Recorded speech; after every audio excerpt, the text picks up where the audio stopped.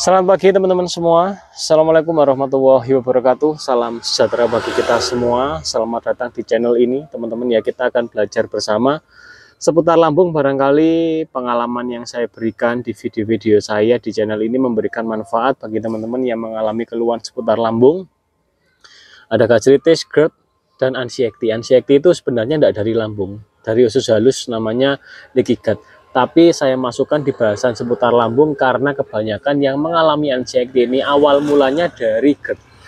Oke teman-teman, di video kali ini ya saya akan menanggapi dari komen teman kita Kak Twins ya. Komennya di samping, mohon maaf tidak bawa catatan, namun sudah saya ringkas, sudah saya mengerti untuk arah pertanyaannya. Kak Twins ini mengalami gastritis ya, sudah endoskopi 3 kali, masih ada bakteri H. pylori berdasarkan cek lab, kemudian sudah dikasih antibiotik oleh dokter tapi belum sembuh. Oke, saya jelaskan menurut pengalaman dan pengetahuan saya. Oke, gini ya. Tubuh kita, Kak Twins dan teman-teman semua, ini di dalam tubuh kita penuh dengan bakteri dan virus. Ya. Jangan anggap tubuh kita ini seperti benda mati seperti ini, di mana tidak ada bakteri virusnya. Sebenarnya kalau ini di mikroskop ya, di sini ini banyak sekali bakteri atau virus. Namun nggak kelihatan ya. Harus diperbesar sekian kali. Nah, tubuh kita ini sama.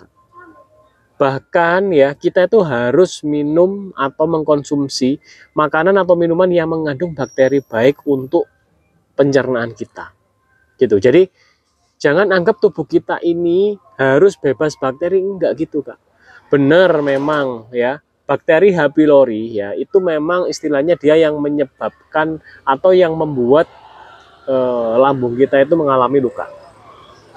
Namun dalam hal ini seputar lambung ya tidak serta-merta dikasih antibiotik kemudian sembuh, nggak gitu Kak. Ya, malah kalau menurut saya penggunaan antibiotik itu untuk lambung itu malah kurang oke karena lambungnya nanti semakin sensitif gitu ya. Penggunaan antibiotik ya dalam jangka waktu panjang lambung itu ada yang nggak kuat, lambung manusia. Nah oleh karena itu berdasarkan pengalaman saya ya dalam pemulihan luka lambung kita itu menggunakan saripati alam. Dalam hal ini saya menggunakan pati singkong, pati garut, kunyit, madu, kemudian binahong, lidah buaya. Itu dikombinasikan, propolis juga bisa dikombinasikan. Pakai 2 nutrisi bisa, 3 nutrisi bisa, 4 nutrisi bisa, 5 nutrisi, 6 nutrisi bisa, silahkan diatur aja untuk konsumsinya, yang penting dikasih jarak lah ya biar kinerjanya maksimal. Nah memang dulu saat istri saya sembuh dari luka lambung saya tidak endoskopi ya, namun saya sudah paham betul arah dari penyembuhannya karena istri saya ini bukan gastritis akut ya, istri saya itu gastritis kronis. Kronis itu dalam artian mengalami luka lambung sudah dalam jangka waktu hitungannya itu lebih dari 1 tahun, tidak sembuh-sembuh, atau istilahnya pulih sembuh, akhirnya sakit yang tidak sembuh-sembuh, itulah gastritis kronis. Kalau gastritis akut itu biasanya normal ya, kemudian sakit banget akibat diabetes kan biasanya bukan salah makan ya, konsumsi makanan yang terlalu asam biasanya, atau konsumsi obat-obatan. Biasanya itu antibiotik itu yang malah membuat lambung kita itu luka biasanya. Oke, kita kembali ke pokok bahasan yaitu itu tadi ya, luka lambung tadi. Oleh karena itu penggunaan dari sari-saripati alam ya itu bisa untuk pemulihan alami tubuh kita, karena harus kita ingat ya tubuh kita ini terdiri dari 4 elemen yang ada di bumi ini teman-teman ya. Elemen apa aja? Air, tanah, api, udara atau angin, teman-teman, seperti itu. Jadi kita ini elemen dari bumi ini, teman-teman. Kita ini sama ya, sama dengan bumi ini gitu ya. Jadi oleh karena itu di saat kita ya, manusia atau makhluk itu meninggal ya, selalu dikembalikan ke bumi ini. Ada yang cara dibakar ya, ada yang cara dikubur gitu ya. Nah, itu adalah berbagai macam cara saja untuk mengembalikan ini tubuh kita ini ke dalam bumi ini gitu ya. Jadi Jangan terlalu kita itu berpikir kita ini seperti benda mati, misalnya seperti mobil ada bakteri dibersihkan dengan obat antibakteri, enggak gitu Pak. Kalau menurut saya tidak seperti itu, karena kalau memang ada pengalaman yang menggunakan antibiotik dan bakteri H. pylori bisa sembuh total ya, luka lambung sembuh total, ya silakan diikuti. Tapi kalau untuk sembuh total itu sulit ya, ikuti aja orang-orang yang sudah sembuh total gitu ya. Saya tidak mengunggulkan cara saya atau metode saya, tidak. Saya hanya berbicara pengalaman. Nah, pengalaman saya ini dipakai oleh beberapa teman-teman dan sembuh teman-teman. Ini bukan bualan belaka, bukan. Real ini, karena saya dulu saat istri saya mengalami gastritis ya, saya juga ke dokter, saya juga ke IGD, juga suntik, istilahnya injek itu. Seketika sembuh, kemudian sakit lagi. Kemudian sudah ke dokter juga sampai diresepkan obat lambung yang paling mahal. Harganya 125.000, mereknya lupa saya. Akhirnya semua itu saya stop. Dan saya menggunakan cara yang diwariskan oleh orang tua saya. Dan itu memang saya udah nekat ya, istilahnya saya sudah diberitahu sebenarnya, namun belum saya nyatakan gitu ya. Yang saya coba itu masih menggunakan air tajin. Ternyata air tajin itu lebih ampuhnya itu pakai air kanji sih gitu ya. Karena dulu air tajin juga saya laksanakan tapi lama. Bukan berarti nggak bisa ya, bisa. Kalau yang cepat itu pakai air kanji dari pati singkong atau pati Garut, itu cepat. Kombinasikan dengan kunyit teman-teman ya. Kombinasikan dengan madu. Kombinasikan juga dengan lidah buaya, teh binahong, teman-teman, propolis, kemudian apalagi ya. Oke, mungkin itu ya, seperti itu. Dan jangan lupa setiap jam minum air hangat agar lambungnya terhidrasi ya, seputar gastritis.